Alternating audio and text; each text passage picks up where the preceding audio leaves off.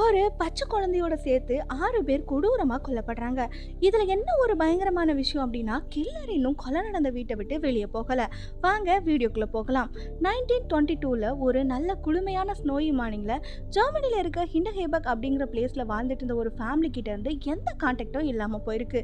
So பக்கத்து வீட்டில் இருக்கவங்க கொஞ்ச நாளா இந்த ஃபேமிலி வெளியே வர்றதில்ல அப்படின்னு சந்தேகப்பட்டு அவங்க வீட்டுக்குள்ள போய் செக் பண்ணி பார்க்குறாங்க. போய் பார்த்தா அவங்களுக்கு பயங்கரமான ஷாக்கு. ஏன்னா அந்த மொத்த குடும்பமும் ரத்த வெள்ளத்துல இறந்து கிடந்திருக்காங்க. இதை பார்த்து பக்கத்து வீட்டுக்காரங்க உடனே போலீஸுக்கு இன்ஃபார்ம் பண்றாங்க. அந்த போலீஸ் இன்வெஸ்டிகேஷனை ஸ்டார்ட் பண்றாங்க. அவங்களுக்கு எந்த க்ளூவும் கிடைக்கலையா. பட் ஸ்னோல யாரோ வீட்டுக்குள்ள போன மாதிரி ஒரு கால் தடம் மட்டும் கிடைச்சிருக்கு. ஆனா உள்ள போன கால் தடம் வெளியே வந்த மாதிரி எந்த தடயமும் இல்லையா. போலீஸ் வீட்டுக்குள்ள நல்லா தேடி பாக்குறாங்க. பட் எந்த கில்லரையும் அவங்களால கண்டுபிடிக்க முடியல. பட் அந்த வீட்டுல உள்ளவங்க இறந்த அப்புறமும் அங்க உள்ள செடிகளுக்கு யாரோ தண்ணி ஊத்திருக்காங்க. விலங்குகளுக்கு சாப்பாடு போட்டிருக்காங்க.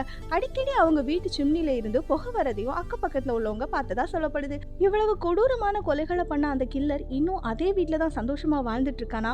அப்படி யாருக்கும் தெரியாம அவன் எங்கதான் மறைஞ்சிருந்திருப்பான்?